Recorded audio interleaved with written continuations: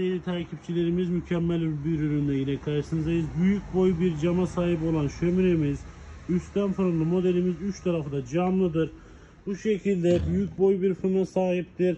Büyük boy bir yakım hazneye sahiptir. İstediğiniz ebatlarda odunları içerisine koyabilirsiniz. Ve ekstra bu şekilde bir ızgara aparatı da içerisine koyarak ızgaralarınızı da yapabileceğiniz bir şömine haline geliyor. Hem görsel olarak hem ısıtım olarak hem de kullanış amacıyla mükemmel bir ürün diyoruz.